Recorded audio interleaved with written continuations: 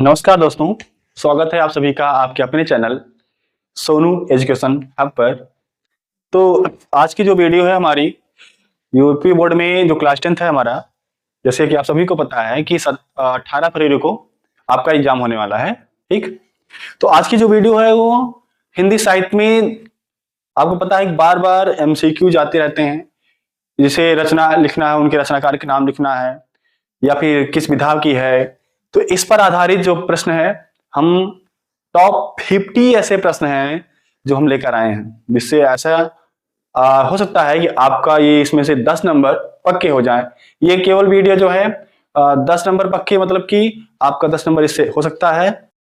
और बता दें हम कि यह वीडियो केवल हिंदी साहित्य के प्रश्नों पर है, और इसका जो अगला वीडियो होगा वो ग्रामर पर आधारित होगा, हिंदी के ग्रामर पर, रस छंद ये सब अलंकार जो भी है इस पर आधारित होगा। तो अगर आप वीडियो अच्छे से देख लेते हैं तो आपको पक्का है कि इसमें से 10 नंबर आपके अच्छे से आ जाएंगे। तो चलिए शुरू करते हैं दोस्तों। तो जैसे कि आप सब देख ही रहे हैं, यहाँ पर हम टॉप 50 हिंदी एमसीक्यू लेकर आ रहे हैं जो 18 फरवरी को हमारा एग्जाम है। ठीक है, तो अगर हम इसके आगे बात करें तो जैसे कि पहला हमारा क्वेश्चन बनता है बच्चों, इसमें है ना कि ये ध्रुव सामनी जो है, ध्रुव सामनी, इस नाटक के लेखक कौन है? ध्रुव सामनी जो नाटक है इसके लेखक कौन है? आप सबको पता ही होगा कि ध्रुव सामनी जो नाटक है इसके लेखक हैं जयशंकर प्रसाद। कौन है? जयशंकर प्रसाद इसके लेखक हैं। दूसरा बच्चों आता है आपका, प्रेमचंद का विशेष महत्व किस रूप में है? प्रेमचंद्र का विशेष महत्व किस रूप में है? पहला है आपका उपन्यासकार, निबंधकार, कवि और नाटककार। तो आपको पता होना चाहिए कि प्रेमचंद का जो विशेष महत्व है वो उपन्यासकार है। ठीक है। तीसरा क्वेश्चन है आपका बच्चों कि रानी केतकी की कहानी के लेखक कौन है? रानी केतकी की कहानी के लेखक कौन है? इसमें ऑप्शन है बंग महिला, प्रेमचंद्र, ईसा अल्लाह खां और मोहन राकेश। तो आपका जो ऑप्शन बनेगा बच्चों इसमें बनेगा ईसा अल्लाह खां। ठीक है, रानी केतकी की कहानी के लेखक कौन है? ईसा अल्लाह खां। ये जो क्वेश्चन है बच्चों इस बार बार जो है बोर्ड में पूछे जाते हैं, तो इस बार भी आशा है कि ऐसे क्वेश्चन आपको जरूर पूछे जाएंगे। ठीक, चलते हैं अपने नेक्स्ट पर हम। इसमें है चौथा हमारा है कि निम्नलिखित में से गद्य की एक विधा नहीं है। गद्य की एक विधा बता दें, एकांकी भी आपकी एक गद्य की विधा है, नाटक भी है, उपन्यास भी है। तो इसका जो पहला ऑप्शन है महाकाव्य, ये गद्य की विधा नहीं है। ठीक, इसका चौथा क्वेश्चन होगा बच्चों, परीक्षा गुरु उपन्यास के लेखक हैं। परीक्षा गुरु जो उपन्यास है इसके लेखक कौन है? तो आपको पहले से ही पता लग गया होगा, क्योंकि आप पढ़ रहे हैं तो आपको इसका आंसर पता होगा। तो इसमें जो है परीक्षा गुरु उपन्यास के जो लेखक हैं, इसके जो लेखक हैं, इसमें जो ऑप्शन दिया है सवाल श्रीराम शुक्ला, डॉक्टर राजेंद्र प्रसाद और लाला श्रीनिवास दास। तो आपका जो ऑप्शन सही होगा इसमें होगा लाला श्रीनिवास दास। नेक्स्ट क्वेश्चन आपका छठवां जो है, इसमें आता है कि रामचंद्रिका के रचनाकार कौन है? ठीक, रामचंद्रिका के रचनाकार कौन है? इसका ऑप्शन जो है इसमें है देव, केशव, भूषण और मतीराम। तो इसका जो ऑप्शन सही है बच्चों ये है केशव। ठीक है, कौन सा ऑप्शन सही है? केशव सही है, इसका बी वाला ऑप्शन सही है। इसका जो सातवां क्वेश्चन है बच्चों, तार सप्तक में कितने कवियों की रचनाएं संकलित हैं? तार सप्तक में कितने कवियों की रचनाएं संकलित हैं? तो इसमें ऑप्शन दिया है 4, 7, 10 और 100। इसका जो ऑप्शन सही होगा आपका भी होगा इसमें बी।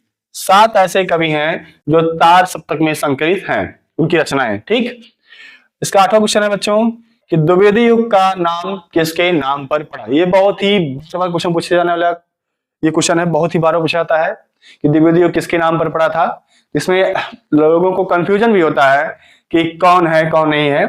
तो इसका एक ही आंसर आप बढ़िया से याद करिए कि द्विवेदी युग का जो नाम है वो पड़ा था महावीर प्रसाद द्विवेदी के नाम पर पड़ा था।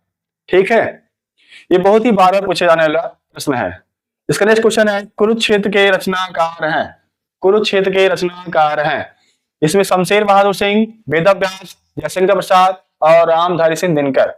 कुरुक्षेत्र के रचनाकार कौन है? कुरुक्षेत्र के रचनाकार कौन है? इसमें ऑप्शन है आपका है, ठीक है, रामधारी सिंह दिनकर। कौन है? रामधारी सिंह दिनकर जो है कुरुक्षेत्र के रचनाकार हैं। नेक्स्ट है आपका, बिहारी ने किस भाषा में काव्य रचना की है? बिहारी ने जो काव्य रचना की है किस भाषा में की है? तो इसका जो आंसर होगा ब्रज है, अवधी है, खड़ी बोली है, भोजपुरी। इसका ऑप्शन जो सही होगा वो होगा ए, ब्रज। बिहारी ने ब्रज में जो है काव्य की रचना की है। अगला है बच्चों, बादल की मृत्यु जो एकांकी है किसकी रचना है? बादल की जो मृत्यु है वो क्या है? एकांकी है। इसमें किसकी रचना है? इसमें जो देख लीजिए ऑप्शन देखिए आप, पहला है उपेंद्र नाथ तस्क, राम कुमार वर्मा, जयशंकर प्रसाद, भारतेंदु हरिश्चंद्र। तो बादल की जो मृत्यु है किसकी रचना है? ये राम कुमार वर्मा। ठीक है, समझ में आ रहा है आपको? समझ में आना भी चाहिए, क्योंकि इसमें देखा जाए तो आंसर भी क्लिक है, ठीक, जिससे कि आसानी हो। अगला क्या है देखते हैं, किस कहानीकार की कहानी मानसरोवर नाम से 8 भागों में संकलित है? अगला ये भी बहुत बार पूछा गया है बोर्ड में कि मानसरोवर नाम से ऐसे कौन से कहानीकार हैं जिसकी कहानी संकलित है? तो मानसरोवर के नाम से 8 भागों में इनकी कहानी जो संकलित है, ऐसे कौन से हैं? ठीक, अब बताइए इसमें कौन सा ऑप्शन सही होगा? ठीक, देखिए इसमें जयशंकर प्रसाद है, जीसी पूजन है, भगवती चरण वर्मा है, प्रेमचंद्र है, कौन है? इसका ऑप्शन जो सही होगा वो होगा ये प्रेमचंद्र। कौन है? प्रेमचंद्र। नेक्स्ट है, शेखर एक जीवनी उपन्यास के लेखक हैं। शेखर एक जीवनी बहुत बार पूछा जाने वाला प्रश्न है, ये बहुत ही इंपॉर्टेंट है। अज्ञेय, इसको आपको याद होना चाहिए, ये अज्ञेय जो है शेखर एक जीवनी के लेखक है, हमारे जमाने से पूछा जा रहा है। ठीक है, अगला है आपका, अरे यावर रहेगा यार। ये भी बहुत ही बढ़िया, बहुत ही उम्दा क्वेश्चन, बार बार पूछा जाने वाला बोर्ड में क्वेश्चन है ये। अरे यावर रहेगा याद की विधा जो है किस विधा पर है? ये नाटक है, उपन्यास है, यात्रा साहित्य है, कविता है? आपको याद रहना चाहिए कि अरे यावर रहेगा याद जो है ये क्या है? यात्रा वृतांत है। क्या है ये? यात्रा वृतांत है। नेक्स्ट क्वेश्चन बच्चों, हरिवंश राय बच्चन द्वारा लिखित आत्मकथा के 4 भागों में सम्मिलित नहीं है। हरिवंश राय बच्चन ने अपनी आत्मकथा में 4 चीजें लिखी थी। वो यात्रा कर रहे थे ना, तो वहां पर उन्होंने अपनी आत्मकथा के बारे में लिखा था, जिसमें क्या भूलूं क्या याद करूं ये भी आपका है आत्मकथा। ठीक, ये भी इनकी आत्मकथा है। क्या भूलूं क्या याद करूं, बसेरे से दूर भी इनकी आत्मकथा है, नीड़ का निर्माण फिर भी इनकी भी आत्मकथा है। तो इनके एक इस तरह से हरिवंश राय बच्चन के द्वारा 4 आत्मकथाएं हैं। पहला है क्या भूलूं क्या याद करूं, दूसरा है बसेरे से दूर, तीसरा है नीड़ का निर्माण फिर, और इसके इन्होंने एक और लिखा था 10 द्वार से सोपान तक। ठीक है, 10 द्वार से सोपान तक।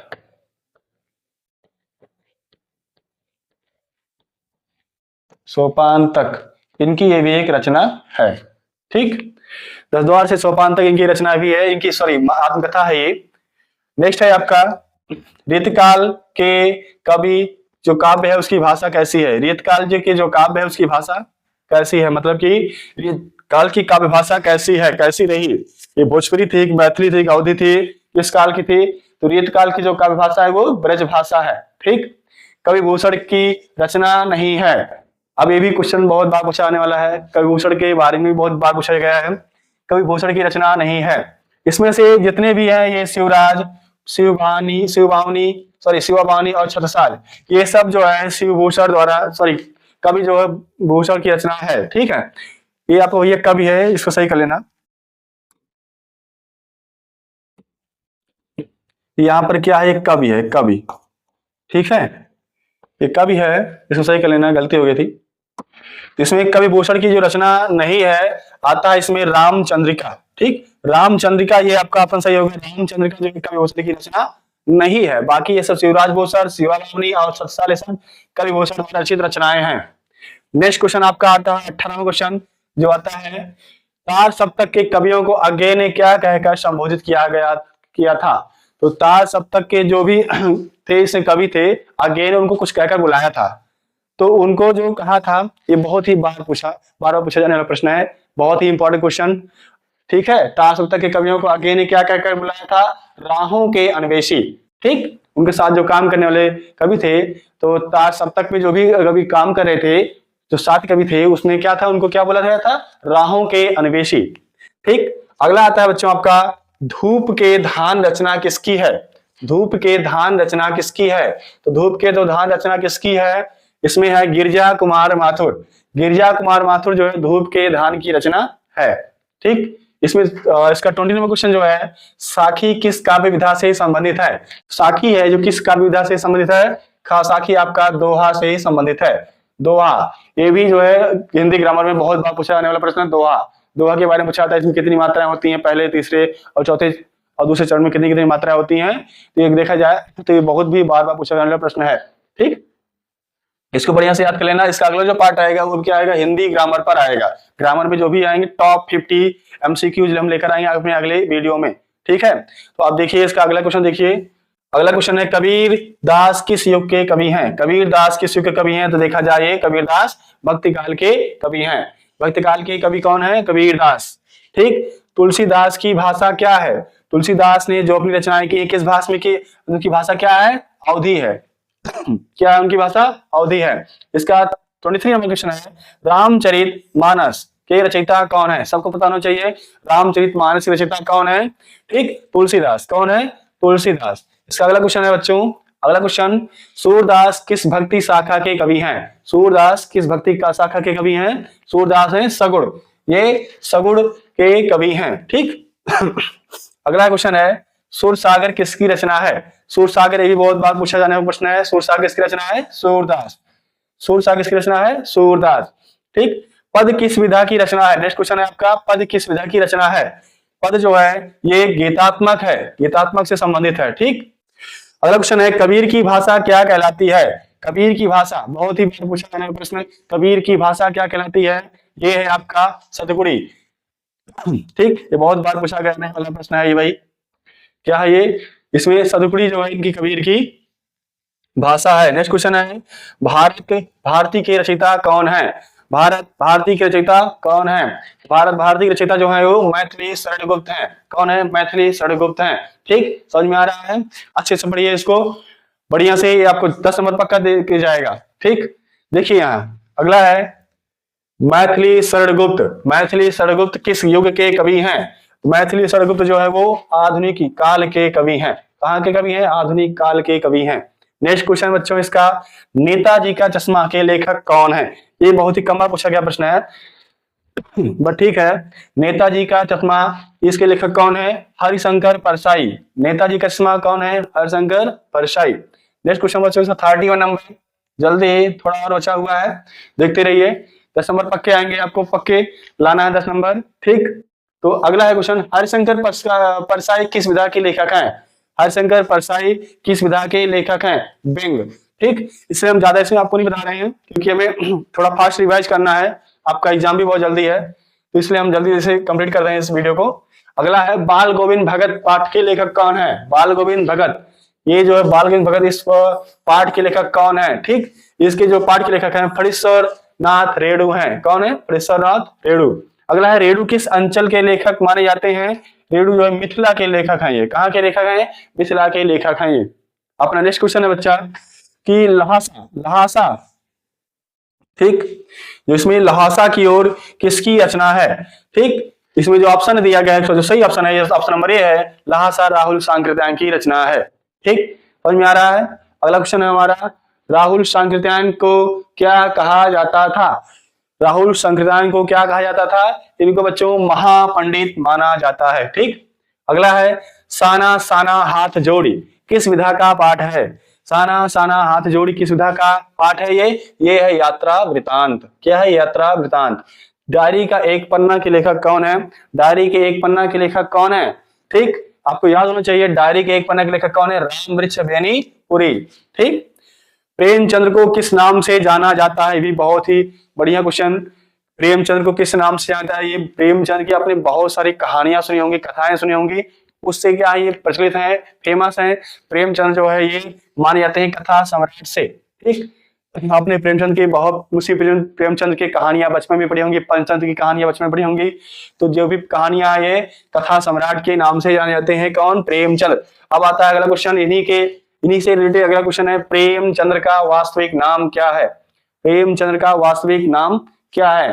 देखिए, प्रेमचंद्र का वास्तविक नाम था वो धनपत राय है। ठीक, प्रेमचंद्र का वास्तविक नाम क्या है? धनपत राय है। ठीक है, समझ में आ रहा है सबको? ठीक, आगे देखिए, अगला है आपका, कर चले हम फिदा कविता किसकी है? कर चले हम फिदा जो कविता है किसकी है? ठीक, कर चले हम फिदा किसकी कविता है? सुभद्रा कुमारी चौहान। ठीक, अगला है सुभद्रा कुमारी चौहान किस धारा की कवित्री हैं? इन्हीं से रिलेटेड अगला क्वेश्चन भी है। ये सब बहुत ही इंपॉर्टेंट क्वेश्चन है भाई। तो कर चले, सॉरी, सुभद्रा कुमारी चौहान किस धारा की कवित्री है? ये राष्ट्रीय चेतना। ठीक, ऐसे क्वेश्चन, ऐसे कविताएं बहुत ही हमारे मन को आगे बढ़ा देती हैं और हमें देशभक्ति के भावना भी हमारे अंदर में जगाती हैं। ठीक, अगला क्वेश्चन है हमारा, तोप कविता के कवि कौन है? नाम से ये तोप, नागार्जुन। कौन है भाई? नागार्जुन तोप कविता के कवि हैं। थोड़ा ही और बच्चा है बच्चों, आगे आइए। नेक्स्ट क्वेश्चन देखते हैं अपना, नागार्जुन किस नाम से प्रसिद्ध है? नागार्जुन जो किस नाम से प्रसिद्ध है? देखिए यार, नागार्जुन ये किस नाम से प्रसिद्ध है? नागार्जुन है भैया जन कवि के नाम से प्रसिद्ध है नागार्जुन। अगला आता है मनुष्यता कविता के कवि कौन है? मनुष्यता कविता के कवि कौन है? तो ये रामधारी सिंह दिनकर जो है ये मनुष्यता कविता के कवि हैं। ठीक, अपना अगला क्वेश्चन देखिए। अगला क्वेश्चन बचा, थोड़ा ही बचा है, दिनकर को क्या कहा जाता है? नेक्स्ट क्वेश्चन, दिनकर को क्या कहा जाता है? तो आप जानिए दिनकर को इन सभी नामों से जाना जाता है, जन कवि, राष्ट्र कवि, वीर रस के कवि। दिनकर को ये सभी नामों से जाना जाता है।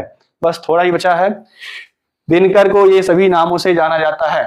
ठीक, बढ़िया क्वेश्चन था ये। अगला क्वेश्चन हमारा आता है, उत्साह कविता किस धारा की है? उत्साह जो कविता है किस धारा की है? देखिए भैया, उत्साह कविता किस धारा की है?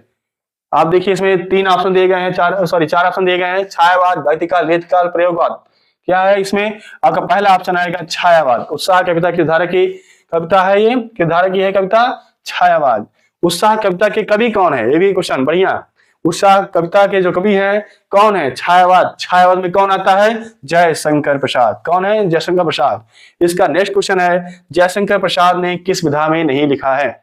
जयशंकर प्रसाद ने ऐसी कौन सी चार ऑप्शन में है जहां पर इन्होंने अपनी राइटिंग नहीं की है, अपना लेखन कार्य नहीं किया है? वो आपका आता है यात्रा वृत्तांत। इन्होंने इस उपन्यास में भी काम किया है, नाटक में भी काम किया है, कविता में भी काम किया है, उपन्यास, बट इन्होंने यात्रा वृत्तांत में कोई भी कार्य नहीं किया है।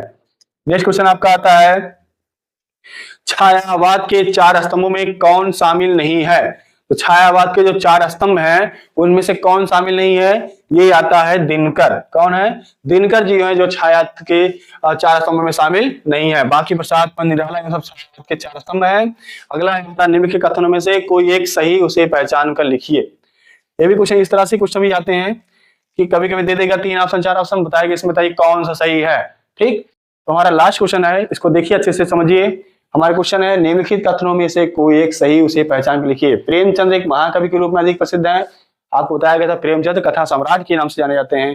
ध्रुवसावनी जयशंकर प्रसाद का महाकाव्य है, आपको पता होना चाहिए। ध्रुवसावनी महाकाव्य भी क्या है? जयशंकर प्रसाद का है। ठीक, गुनाहों का देवता उपन्यास के लेखक डॉक्टर रविवाती नहीं है। ठीक, ये गलत है आपका।